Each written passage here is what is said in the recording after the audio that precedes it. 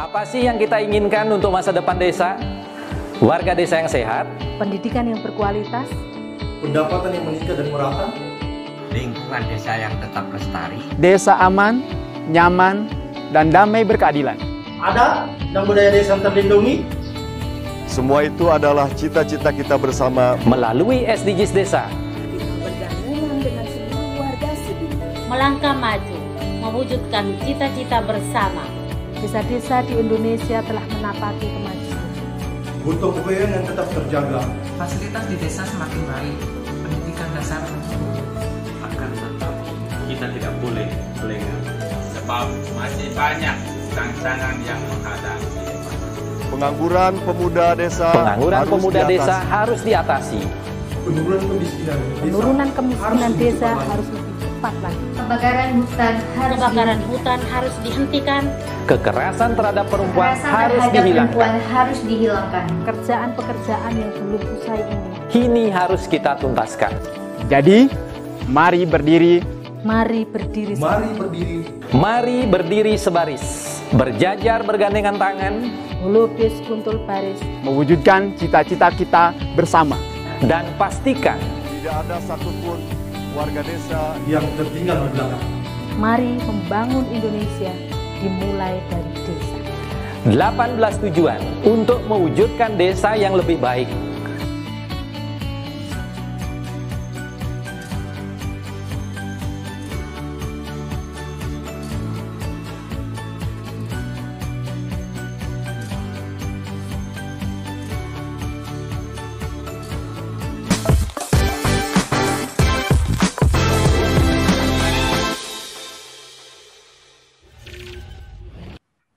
Salam bahagia kerabat desa Indonesia, mari berdiri sebaris, selupis kontrol baris, salam SDGs Desa.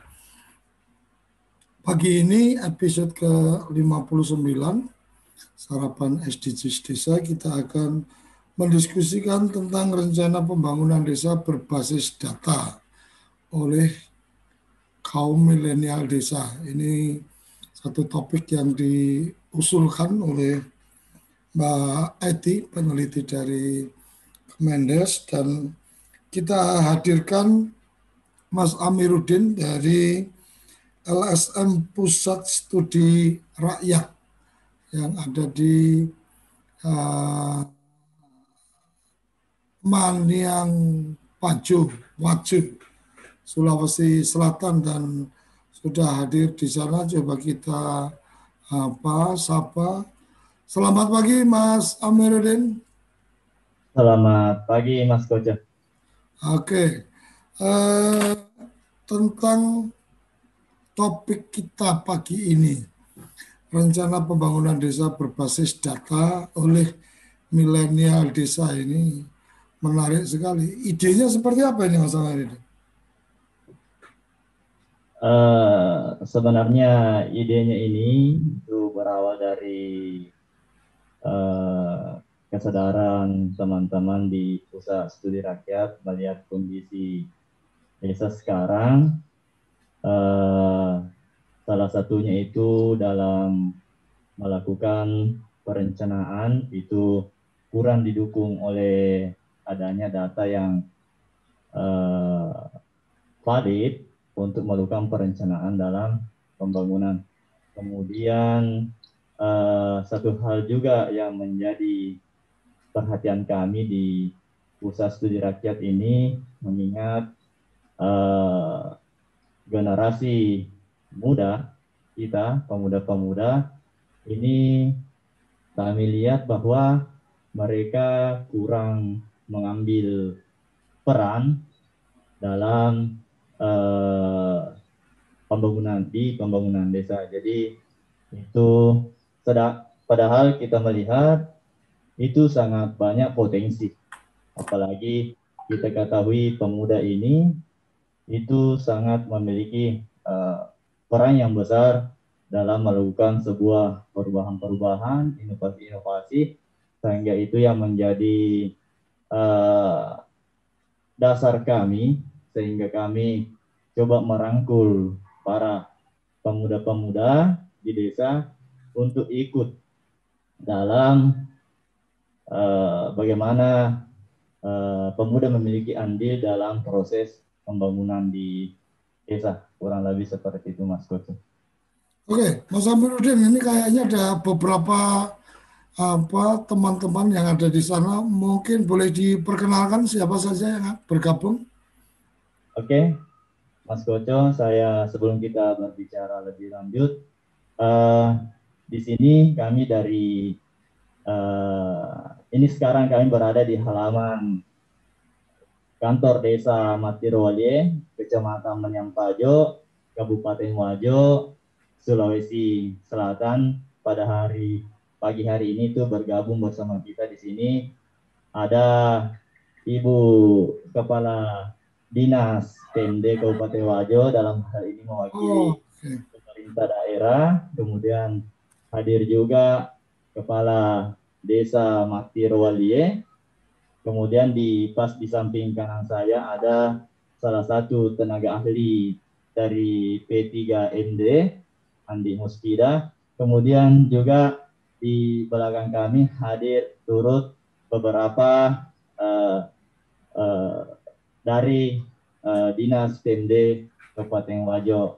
Saya sendiri di sini mewakili teman-teman dari kaum milenial desa yang kami himpun di pusat studi rakyat, seperti itu Mas Koco. Oke, mungkin ada kepala dinas, ada kepala desa. Sebelum saya ngobrol lebih lanjut nih tentang bagaimana pembangunan desa berbasis data oleh teman-teman LSM Pusat Studi Rakyat, saya pengen dengar dulu dari kepala desa dulu mungkin tentang program ini di pandangan kepala desa seperti apa. Assalamualaikum warahmatullahi wabarakatuh. Saya Muhammad Syara, Kepala Desa Matirowalie, Kecamatan Menyampajo, Kabupaten Wajo, Provinsi Sulawesi Selatan. Syukur alhamdulillah setelah adanya pendataan ini yang dilaksanakan oleh anak muda di desa, betul-betul saya merasakan manfaatnya bagus sekali. Kenapa? Karena kita ini sekarang di desa itu kekurangannya karena faktor data yang tidak ada, yang tidak akurat. Setelah adanya pendataan partisipasi, anak milenial ini mau berpartisipasi untuk mau mengembangkan desanya di desa. Setelah saya itu terbantu sekali. Syukur alhamdulillah, contohnya saja dalam pendataan BLT di masa pandemik ini 19, cepat kita ambil data. Tepat semua datanya. Nah itu baik daripada program-program yang kita laksanakan di desa, terutama misalnya infrastruktur, itu kita sudah mengetahui semua. Karena ini data, tinggal kita melihat di laptopnya atau di tindis saja, kita sudah tahu, oh ini berapa apa yang diperlukan oleh di masyarakat desa. Kenapa? Karena tanpa adanya kita mau membuat program di desa, kalau data yang tidak akurat, otomatis juga pelaksanaannya tidak bisa maksimal. Setelah adanya ini anak-anak milenial ini mau berkumpul dari PSR, dia mau berpartisipasi masuk dalam pendataan di desa itu dalam sistem informasi desa, betul-betul membantu di desa baik di pusat maupun di daerah. Tinggal kita melihat data yang akurat, terutama misalnya berapa yang pindah, misalnya bagaimana kondisi rumahnya.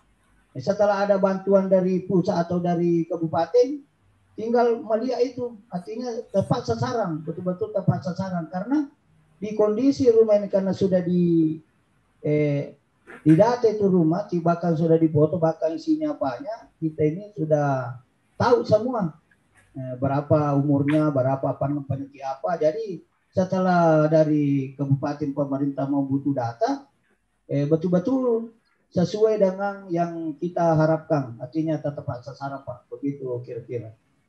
Oke, terima kasih. Kepala desa setidaknya mendapatkan manfaat langsung, dirasakan langsung. Sebelum ke kepala dinas, mungkin kita mencoba untuk mengeksplor lebih lanjut ini program atau ide yang dikembangkan oleh teman-teman dari LSM Pusat Studi Rakyat ini. Sebenarnya pembangunan data apa saja yang dikembangkan dan kemudian sinergitas dengan sistem informasi desa yang dikembangkan Kemendes, atau mungkin ada aplikasi program lain yang dikembangkan oleh teman-teman dari Pusat Studi Rakyat. Silakan Mas Amir atau teman yang lain ingin menjelaskan. Terima kasih Mas Koco. Jadi kami akan sedikit memberikan gambaran terkait program yang coba dikembangkan oleh teman-teman Pusat Studi Rakyat di desa. Sebenarnya kegiatan pendataan ini yang kami kasih nama Sistem Informasi Desa, sebenarnya memang dari tahun 2016 itu kami memang sudah fokus dalam pendampingan di desa. Sudah ada beberapa program-program yang kami coba laksanakan di desa, lakukan pendampingan.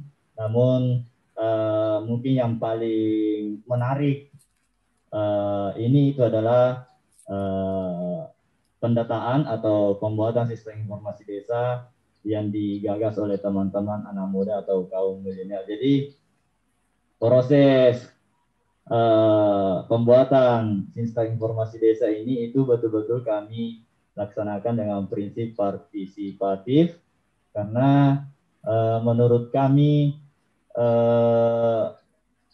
yang mengetahui kondisi desa sebetulnya itu adalah masyarakat desa sendiri, termasuk di dalamnya ini adalah kaum milenial. Jadi setiap proses pelaksanaan program yang kami laksanakan itu kami selalu melibatkan masyarakat seperti itu.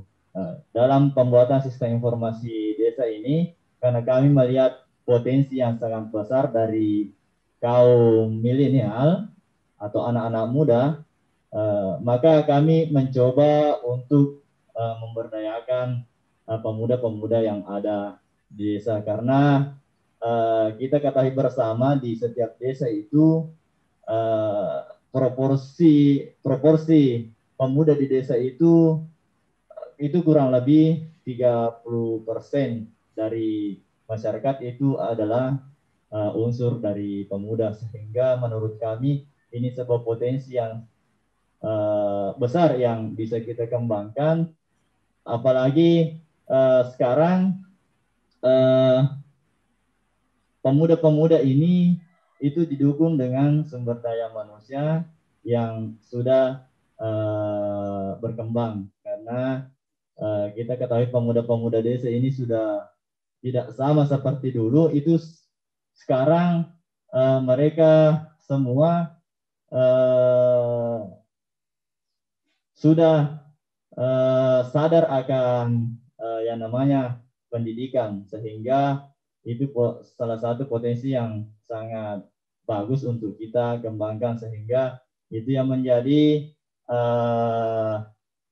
salah satu pertimbangan dari kami bagaimana memberdayakan pemuda ini. Jadi dalam pembuatan sistem informasi desa yang kami kembangkan di Desa Matirwale, sekadar kami menginfokan bahwa pada tahun 2019 lalu, ini program sistem informasi desa yang ada di Desa Matirwale itu dinobatkan sebagai inovasi terbaik tingkat Kabupaten Wajo. Kemudian program ini secara sadar itu sudah mulai direplikasi oleh desa-desa lain. Nah, ini menunjukkan bahwa program ini memang memiliki nilai atau kebermanfaatan yang sangat besar bagi desa, karena dalam proses pembuatan sistem informasi desa atau pendataan yang dilakukan oleh teman-teman kaum milenial ini itu secara garis besar pendataan yang kami lakukan itu ada pendataan sosial dan pendataan spasial. Jadi pendekatan kegiatan yang kami lakukan itu ada penggalian data sosial dan penggalian data spasial. Penggalian data sosial ini itu kami lakukan dengan melakukan sensus penduduk itu berbasis KK. Kemudian pelaksanaan sensus juga ini itu betul-betul melibatkan masyarakat setempat, karena dalam program ini itu kami ada yang namanya tim desa atau relawan desa. Jadi sebelum program ini dilaksanakan di suatu desa, kami memang sudah komitmen dengan pemerintah desa bahwa dalam pelaksanaan kegiatan ke depan nanti kami berharap partisipasi aktif dari masyarakat desa, utamanya pemuda, karena yang menjadi pertimbangan besar bagi kami bahwa sebagus apapun kita melakukan pendampingan di desa, tapi kalau kita tidak memperhatikan keberlanjutan atau sustainabilitasnya, maka setelah program selesai itu tidak bisa dilanjutkan oleh pemerintah desa atau masyarakat setempat. Sehingga salah satu metode yang kami lakukan supaya ini keberlanjutannya bisa dirasakan oleh pemerintah desa itu dengan melibatkan masyarakat desa secara langsung di setiap tahapan kegiatan. Sebagaimana juga saya sampaikan di awal bahwa yang mengetahui pasti kondisi desa itu adalah pemerintah desa dan masyarakat desa itu sendiri. Sehingga dalam proses pendampingan yang kita lakukan itu sedikit banyaknya akan terbantu, karena kalau misalnya kita mendatangi sebuah desa kemudian kita ingin karena waktu kita terbatas, mungkin gambaran-gambaran umumnya sama-sama kita pahami tentang pentingnya satu data. Pertanyaannya adalah, pertanyaan berikutnya lebih pada data apa saja yang kemudian ada dalam sistem informasi desa yang dikembangkan, dan apakah di LSM ini pusat studi rakyat ini hanya ada di desa Matirowali atau kemudian ini juga dilakukan di desa-desa lain. Jadi data-data apa yang ada di dalam sistem informasi desa yang melibatkan teman-teman relawan, dan kemudian secara pembiayaannya seperti apa itu? Oke, Mas Koca. Jadi sebagaimana tadi saya katakan bahwa dalam pengembangan sistem informasi desa yang dilakukan oleh teman-teman pusat studi rakyat bersama kaum milenial desa, itu ada data sosial dan data spasial. Jadi data sosial ini itu terkait data-data terkait masyarakat. Jadi teknik pengumpulan data kami itu dengan sensus, kemudian angket sensusnya ini juga itu sebelum kita melakukan sensus, sebelum penyusunan instrumen sensus itu kami melakukan beberapa kali FGD itu lintas sektor, sehingga betul-betul data yang ingin kita gali itu adalah data yang dibutuhkan oleh pemerintah desa, masyarakat desa, golongan anak muda, petani, pendidikan, datanya apa aja, Mas? Kemudian bisa dijelaskan datanya apa saja yang ada yang kemudian dilakukan sensus? Maaf karena waktu kita terbatas, mungkin penjelasannya lebih to the point aja. Halo? Ya, jadi data yang termuat di data sosial itu ada data keluarga, data anggota keluarga, data kesehatan, data pendidikan, kemudian ada konsumsi keluarga, ada data pertanian, Jadi kurang lebih seperti itu. Kemudian penyusunan ini betul-betul melibatkan stakeholder terkait. Kemudian untuk data spasial sendiri ini terkait muatan satu wilayah. Jadi dua data yang kami padukan yaitu data sosial dan data spasial. Kemudian kami menggunakan sebuah aplikasi yaitu aplikasi GIS. Jadi di data spasialnya ini, jadi setiap bangunan-bangunan, kemudian jalan-jalan yang ada di desa ini itu sudah kita tracking dan kita sudah geotagging. Nah, jadi misalnya kantor desa yang kita tempati sekarang ini itu sudah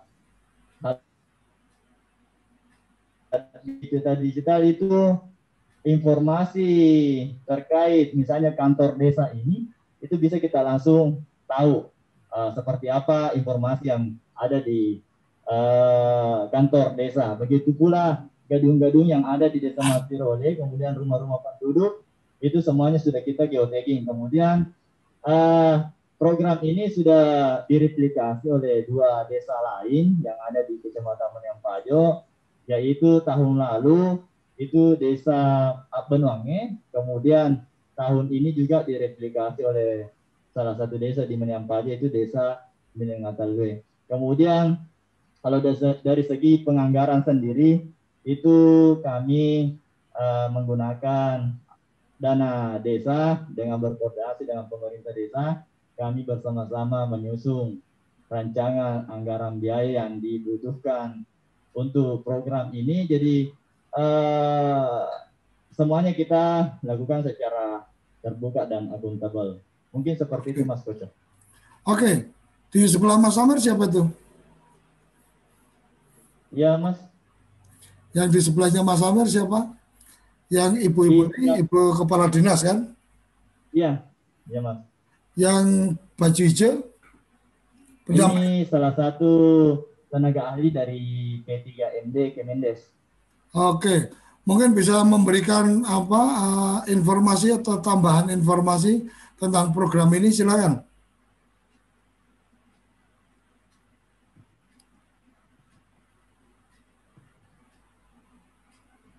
Terima kasih. Assalamualaikum warahmatullahi wabarakatuh. Selamat pagi dan salam sejahtera buat kami semua. Alhamdulillah kami sampaikan Pak untuk Desa Matirowalie, Kecamatan Maniampajo, Kecamatan Maniampajo, Kabupaten Ngajo. Puji syukur kehadirat Allah Subhanahu wa Ta'ala karena di desa ini untuk anak muda, anak milenial yang berprestasi dalam membuat satu sistem informasi desa menjadi contoh untuk desa-desa lain. Nah, untuk itulah kami mengucapkan banyak terima kasih kepada Bapak Kepala Desa Matirowalie atas giat-giatnya untuk mempersiapkan segala sesuatunya untuk sistem informasi desa ini. Dan saya juga mengucapkan banyak terima kasih pada pagi hari ini kita mengadakan live dengan kementerian. Kami minta dukungan selanjutnya, langkah-langkah apa lagi yang bisa kami buat dan mendorong untuk lebih maju lagi ke desa Matirowalie, insya Allah. Adapun yang kami sudah lakukan di kabupaten kami yang dilakukan oleh pemerintah daerah kami, yaitu pembuatan peraturan bupati untuk mengatur daripada peraturan operator desa. Ini untuk menunjang daripada kelanjutan dari program ini, Pak. Sementara membangun komunikasi yang intensif bersama Dinas Kominfo dan Bapelitbang Banda dan terkait perencanaan pembangunan sistem informasi desa untuk desa-desa yang ada di Kabupaten Wajo. Mungkin Desa Matirowalie insya Allah yang menjadi percontohan kami mudah-mudahan di desa semua yang ada di Kabupaten Wajo bisa mengikuti apa yang telah dilakukan Pak Desa Matiro Waje untuk lebih memudahkan semua akses pendataan yang ada di desa. Utamanya tadi kami melihat dari sisi program yang akan dikembangkan, baik masalah dari pendidikan, kesehatan, pokoknya seluruh program yang ada di desa. Nah, mungkin inilah waktunya program sistem informasi desa dikembangkan di kabupaten kami. Untuk itu rencana ke depannya Pak, persiapan mungkin server yang di tingkat kabupaten yang mana basis data desa-desa sehingga pemerintah Kabupaten Wajo juga memiliki bank data untuk mendorong pembuatan peraturan daerah yang mengatur tentang pengembangan sistem informasi desa supaya kedepannya semua yang diharapkan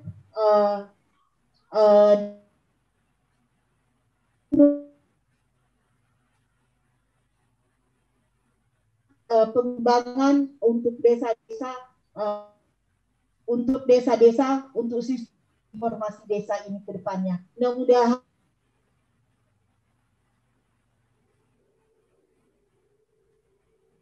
itu yang tujuan dari Bapak, bagaimana sebaiknya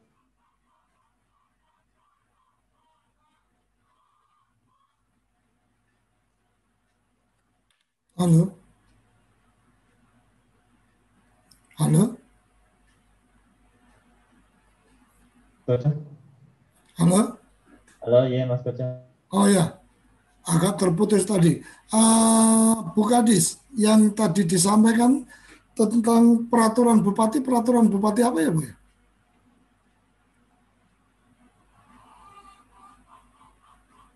Halo.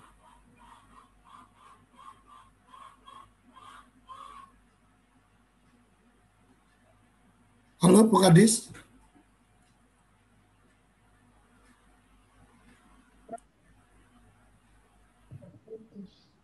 Sinyal ini sepertinya.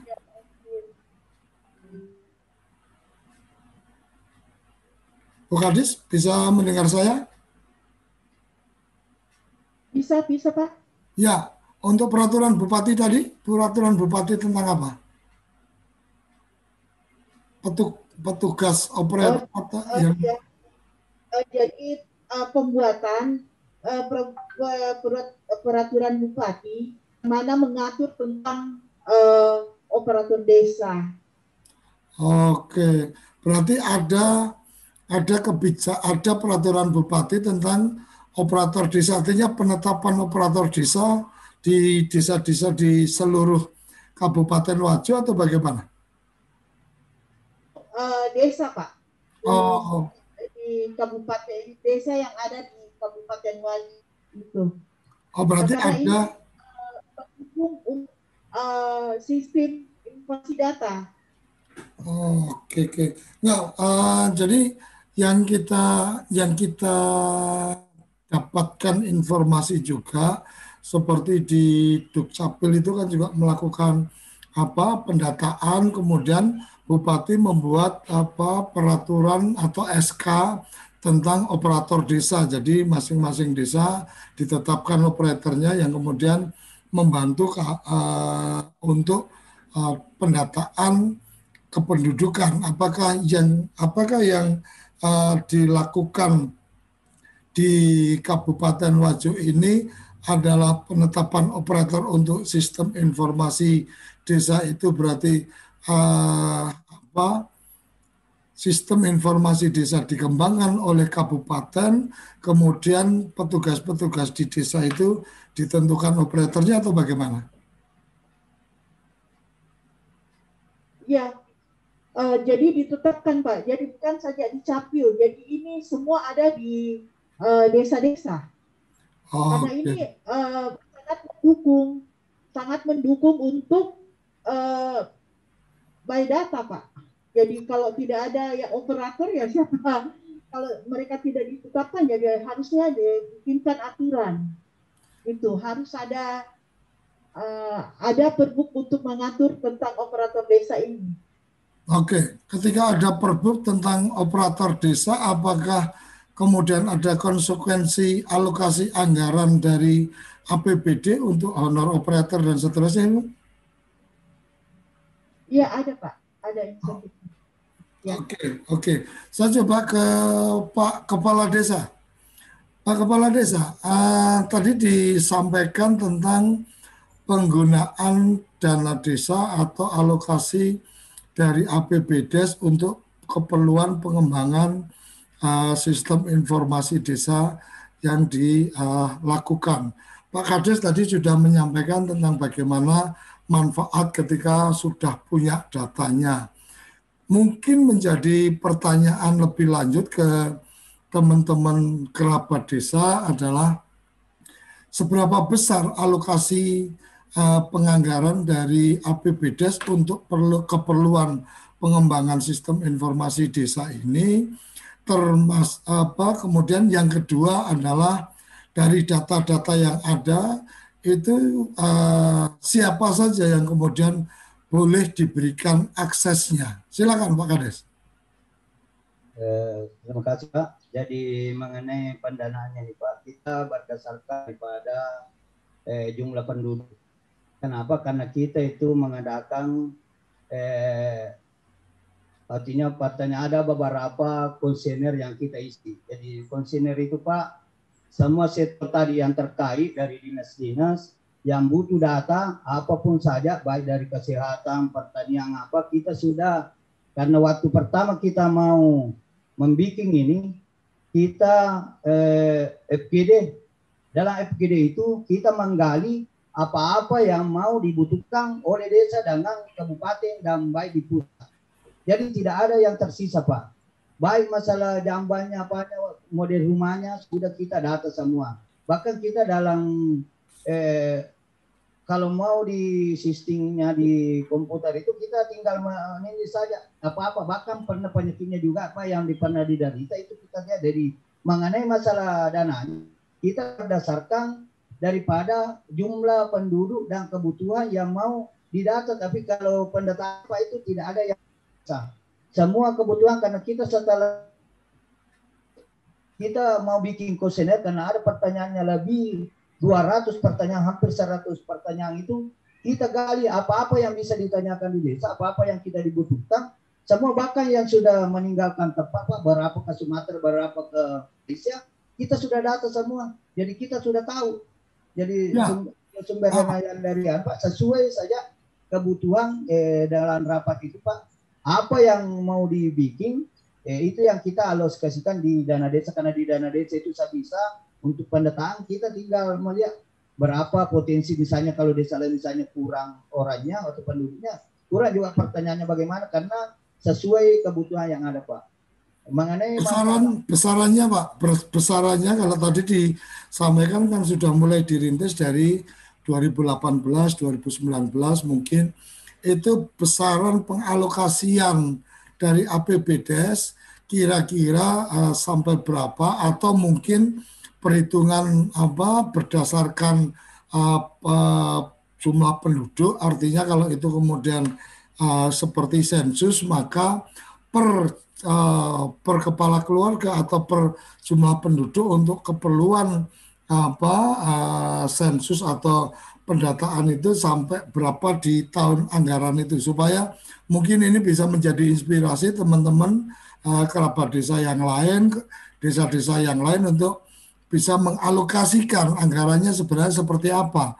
Apakah sangat memungkinkan dikerjakan oleh teman-teman yang lain sehingga ini bisa menjadi inspirasi. Silakan Pak. Silakan Pak. Jadi biar saya yang PCR ini karena sudah ada desa lain yang kita laksanakan, jadi bagaimana cara perhitungan dana ini Pak. Saya mempersiapkan mereka untuk menjelaskan karena saya tinggal menerima berapa dulunya saat saya pakai di sini sesuai dengan jumlah penduduk dan pertanyaan-pertanyaan yang kita melakukan apa-apa saja. Jadi dia nanti ada alokasinya Pak. Oke, sedikit Mas Koco saya tambahkan bahwa untuk besaran alokasi anggaran untuk pengembangan sistem informasi desa ini itu Pertama itu dipengaruhi oleh jumlah kakak yang ada di Mas Amir, waktu kita terbatas, makanya saya ingin mendengarkan, menanyakan tadi tentang alokasi anggarannya, bahwa alokasi anggaran dengan pertimbangan ada data dan seterusnya, fine, itu sangat dipahami. Makanya mungkin bisa untuk alokasi anggaran yang kami gunakan kemarin di Desa Matirol itu, Mas Koce, itu kurang lebih 60. Itu ya Mas. Berapa mungkin kan tadi disampaikan ada beberapa tahun sudah dirintis, jadi bisa diberikan gambaran pengalokasian anggaran untuk kepulauan itu sampai berapa, atau mungkin di tahun ini sekian dengan pertimbangan seperti ini dan seterusnya dan seterusnya.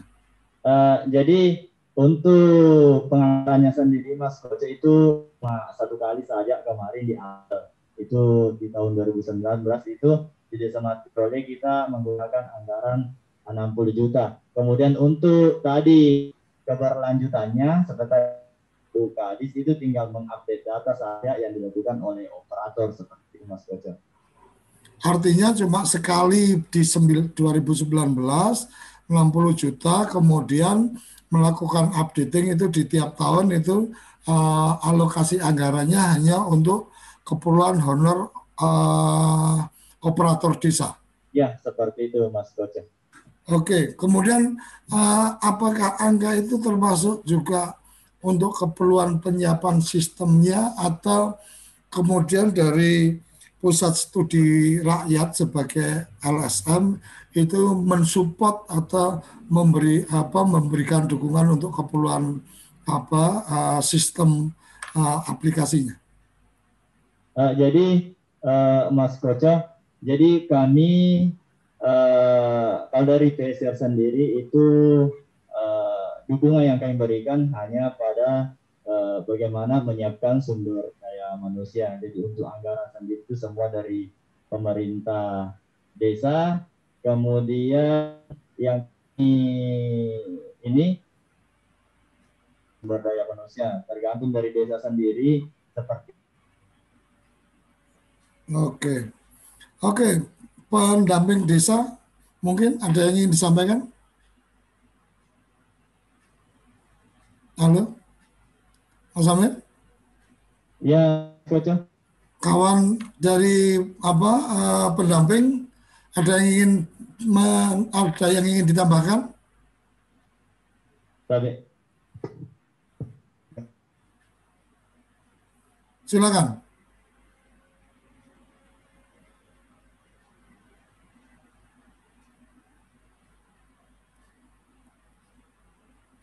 Halo? Halo?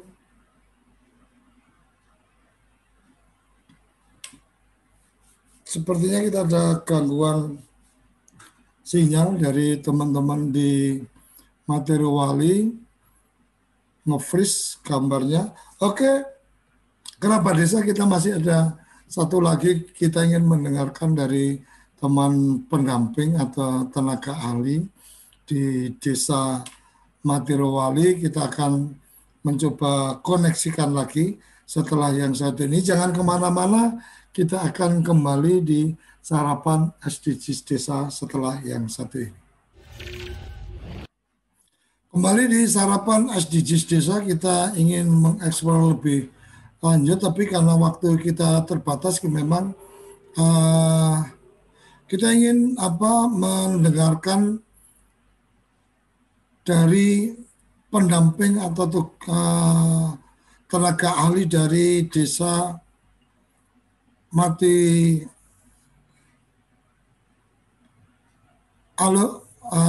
dari desa masih bisa koneksi. Ini akan share screen, tapi yang keluar malah your battery is running low. Oke, kita sudah mendapatkan gambaran dari apa yang tadi disampaikan tentang bagaimana data menjadi sangat penting, dan ini sangat dipahami oleh Kementerian Desa. Oleh karenanya Kementerian Desa menyiapkan sistem informasi desa yang kemudian kerabat desa, teman-teman di desa bisa langsung melakukan akses untuk kemudian di pemerintah desa melakukan entry data ke sistem informasi desa yang sudah dikembangkan oleh Kementerian Desa, dalam hal ini Pusat Data dan Informasi dari Kemendes. Waktu kita sudah sangat terbatas, mungkin kita akan sebelum ini masih menunggu dari Gus Ivan, belum bergabung, tapi sudah ada Prof. Yayan, sudah ada Mas Slamet, sudah ada Mas Madong, ada Bu Yayat dan teman-teman yang lain. Kita coba connect ke Prof. Yayan ini. Prof. Yayan sambil menunggu kehadiran dari Gus Ivan, kita menangkap bahwa ada semangat kesadaran data dari teman-teman di desa, kemudian ada penggiat desa yang mendorong percepatan dengan membantu menyiapkan sistem informasi desa, melakukan kolaborasi dengan para pihak, melakukan FGD, mengundang dinas-dinas, data-data apa yang dibutuhkan, kemudian dikombin menjadi sistem informasi desa yang secara anggaran menurut saya tidak besar, itu bisa dialokasikan oleh desa, tapi manfaatnya luar biasa. Prof. Yayan mungkin bisa memberikan respon pandangannya, Prof. Ya, makasih. Assalamualaikum warahmatullahi wabarakatuh. Selamat pagi semuanya. Literasi data sekarang menjadi sangat penting untuk berbagai macam aspek kehidupan, termasuk untuk pembangunan desa. Ya. Yang pertama, yang kedua, big data dalam bahasa yang sangat umum itu juga menjadi bagian penting, dimulai dengan pendataan tadi itu. Menjadi terhimpun dalam suatu big data dan itu menjadi tersebar kemana-mana, aksesnya mudah. Teman-teman di desa dengan pendataan melibatkan kelompok milenial itu menjadi sangat bagus. Mengapa? Mereka lebih canggih di dalam penggunaan IT-nya, meskipun dengan otodidak. Nah, pengadaan data menjadi penting, tapi lanjutannya data itu untuk apa? Nah, salah satunya adalah untuk perencanaan dan penganggaran program-program pembangunan yang ada di desa. Data itu mendukung atau tidak, digunakan atau tidak, tergantung kepada penggunanya. Konteksnya adalah manajemen program. Mulai dari perencanaan sampai dengan evaluasi. Nah, di awal itu data itu untuk perencanaan, ya untuk implementasi. Tapi di ujung akhirnya itu untuk mengetahui tingkat ketercapaiannya. Apakah tercapai atau tidak. Nah, soal tercapai atau tidak itu, Kemendes menerjemahkan SDGs desa itu menjadi pencapaian-pencapaian akhir untuk konteks SDGs desa.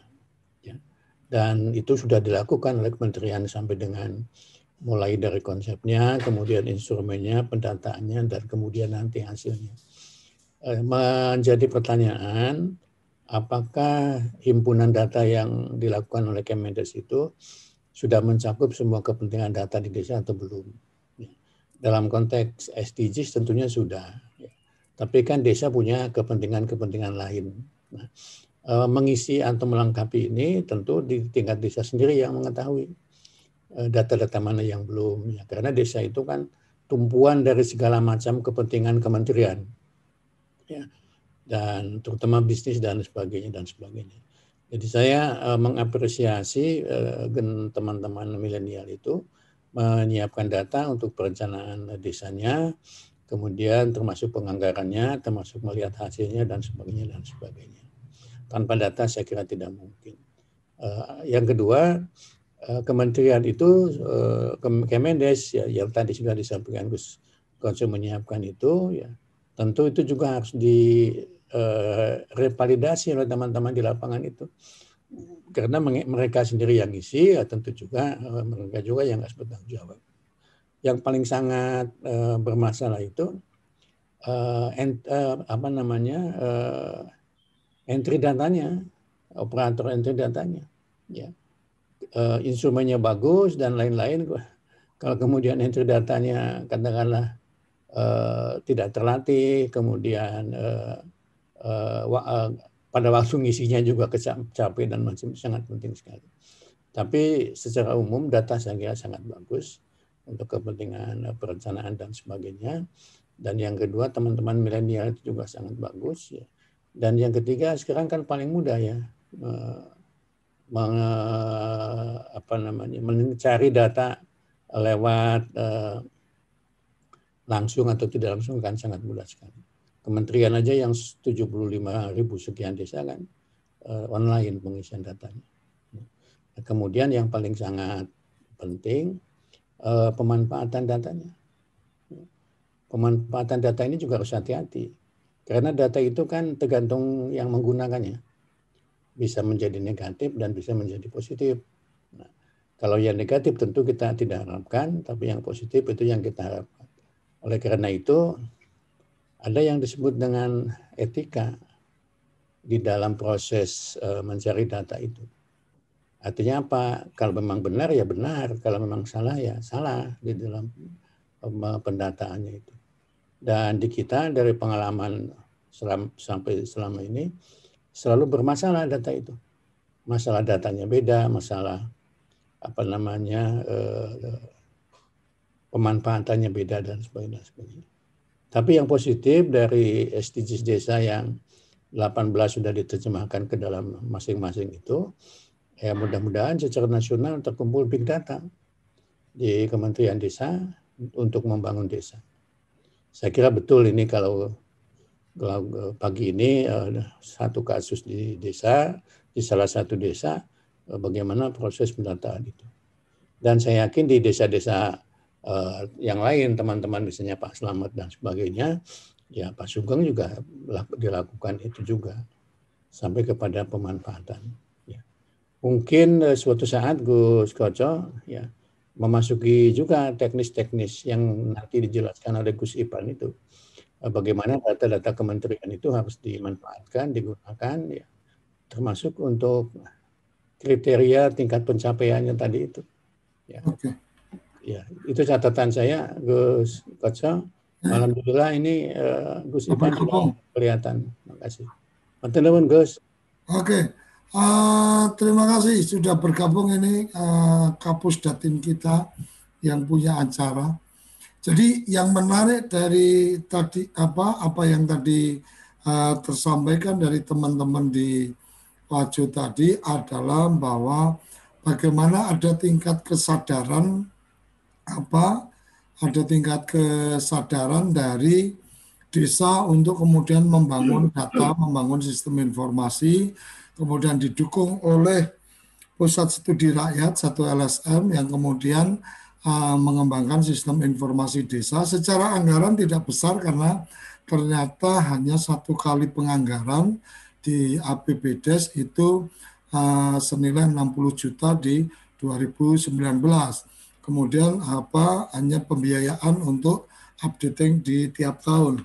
Dan yang menjadi menarik lainnya adalah Bupati membuat peraturan Bupati tentang operator desa untuk keperluan data desa ini.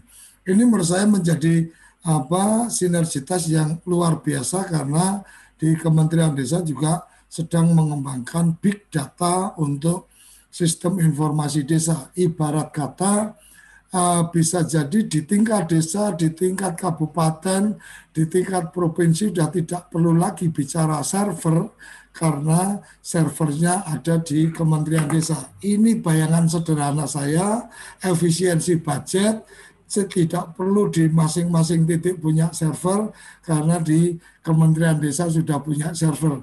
Tinggal bagaimana memanfaatkan atau mensinkronisasikan kebutuhan-kebutuhan data itu terkoneksi dan ada hak akses dari desa, kabupaten, desa, kecamatan, kabupaten mungkin sampai di tingkat provinsi untuk bisa mendapatkan data-data dasar yang ada di Kementerian Desa. Kira-kira itu bayangan saya. Silakan Gus Ivan. Halo. Terima kasih. Ya, silakan. Terima kasih Gus Koco, kerabat desa sekalian. Pak Selamat sudah ketemu lagi. Kemudian Prof. Yoyon. Saya kira begini Gus Koco. Ini tahun yang menarik tahun ini karena ini peluang kita untuk menyatukan seluruh data desa gitu. Jadi ini peluang di mana desa-desa yang sudah inovatif untuk menyusun berbagai aspek tadi untuk pendataan itu bisa tahun ini untuk saling terhubung dengan Kementerian Desa. Tujuannya tentu saja kalau kita saling terhubung kan berarti kemungkinan untuk membuat keputusan-keputusan jadi lebih baik dan bisa saling membandingkan gitu.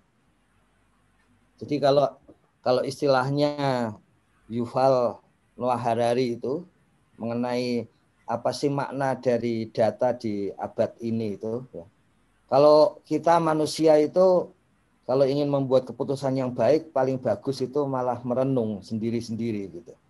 Tapi begitu data yang paling bagus itu saling menggabungkan. Jadi semakin besar data, semakin kita bisa mengetahui kondisi lapangan gitu. Jadi memang harus saling digabungkan. Nah, tahun ini yang tadi disampaikan oleh Gus Koco soal server lebih baik besar-besaran gitu yang bisa menampung banyak data itu. Dan soal pendataan saat ini baru muncul di Permen Desa nomor 21 tahun 2020. Ada yang kita pakai dari ide Gus Koco di situ, ada satu pasal yang disebut sebagai data milik desa. Jadi ideologi SID-nya itu tetap milik desa. Ya. Sampai ke kementerian pun, kementerian kalau ingin menggunakan data itu yang lebih detail per desa, kementerian nanti akan selalu minta izin ke desa. Hanya untuk data-data rekap yang nanti akan muncul di level kecamatan, kemudian kabupaten, provinsi, sampai ke nasional. Mungkin saya sampaikan sedikit, Gus Koco. Silakan. Tentang kondisi hari ini. Jadi kalau kita melihat hasil pendataan SDGs desa hari ini, ya, karena tadi di YouTube ada pertanyaan apakah di Sulawesi ini sudah sampai ke pendataan ke level RT dan desa itu. Nah kalau untuk nasional kondisinya per hari ini itu yang melakukan sensus kuesioner desa itu baru 326 desa. Jadi yang menarik ini Gus Koco, kerabat desa sekalian, di SDGs desa ini sepertinya relawan pendataan desa lebih tertarik untuk mendata level RT sampai warga ini. Kalau dulu kan akan mulai banyak di level desa ya, tapi ini di level RT, keluarga dan warga ini lebih banyak, lebih cepat ini ketimbang level desa gitu. Jadi ada yang sudah selesai di level individu dan keluarga, tapi level desanya belum. Karena memang kuesioner level desa relatif mudah. Ini tentang kebijakan-kebijakan desa gitu. Tentang kewilayahan di RT. Yang survei individu ada di 7.633. Jadi ini memang masih sedikit karena sebetulnya yang kita harapkan itu ada 118 juta individu warga desa yang akan masuk gitu. Yang keluarga itu sekitar 31 juta keluarga. Nah, yang menarik misalnya ini yang bagian bawah hari ini ya.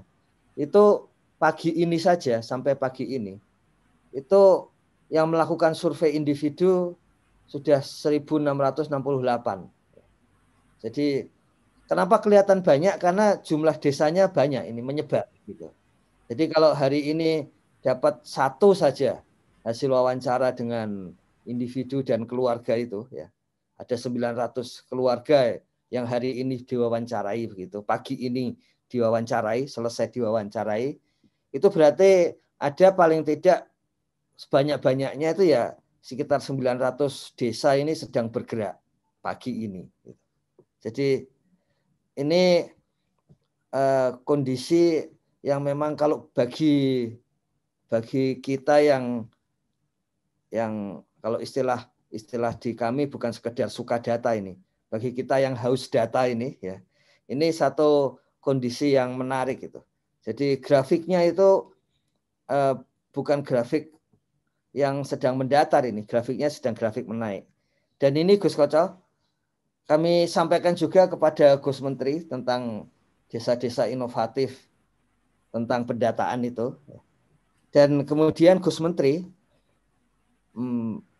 hari Minggu itu akan mulai memimpin tim pendataan dari Kemendes untuk ke desa-desa.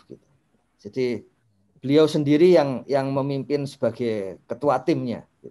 Karena memang ini kesukaan terhadap data ini. Jadi untuk hari Minggu misalnya, beliau akan memimpin tim yang isinya ada 27 orang yang akan terjun ke seluruh kecamatan di Kabupaten Blitar. Kemudian beliau akan memimpin sendiri, tim itu akan pindah nanti ke Bolang Mongondo Selatan. Kemudian satu lagi karena kecamatannya lebih kecil separohnya, yang separuh lagi akan dipimpin beliau sendiri datang ke Pulau Meranti di Riau. Ya ini memang kabupaten-kabupaten yang relatif ekstrim dalam hal pendataan, sehingga beliau akan mencek yang paling mudah sampai yang paling sulit. Nah, termasuk yang dari Sulawesi ya, Sulawesi Selatan maupun di sini, itu juga beliau sudah yang dari Sarapan SDGs, beliau sudah mengetahui perkembangannya, termasuk waktu yang kemarin ada PDF dari Bantaeng itu, hasil pendataan. Ya karena memang kita mengetahui kekuatan dari desa ya untuk tahun ini akan mulai dari data. Harapannya tahun depan ketika diterjemahkan menjadi kegiatan-kegiatan pembangunan, itu akan muncul efek diukur dengan apapun, pembangunan desa akan meningkat. Jadi harapannya begitu. Sehingga nggak usah khawatir, wah kalau diukur dengan IDM bagus, nanti kalau diukur dengan IPD atau IPM masih bagus apa enggak gitu. Kita akan membuat desa diukur dengan apapun akan naik gitu. Karena memang sudah berbasis data. Begitu Gus Koco, kerabat desa sekalian. Ya.